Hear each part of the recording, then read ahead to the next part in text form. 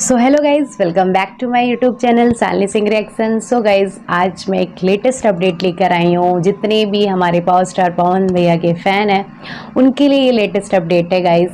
बहुत टाइम से हम लोग देख रहे हैं कि पवन भैया का भी हाल फिलहाल में कोई सॉन्ग नहीं आया एंड हम बहुत टाइम से मैं बहुत टाइम से वेट कर रही हूँ कि कब उनका कोई नया सॉन्ग आए और मैं उस पर रिएक्शन दूँ।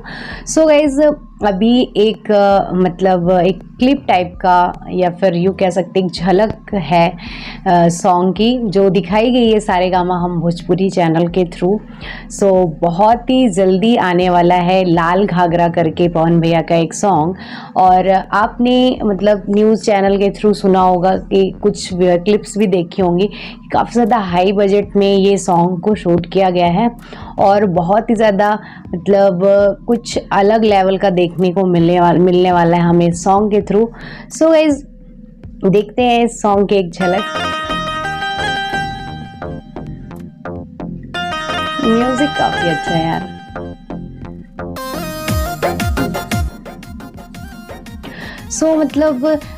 बहुत ही अच्छा म्यूज़िक है एंड बहुत ही ज़्यादा धमाकेदार परफॉर्मेंस दी है हमारे पावर स्टार पवन सिंह ने।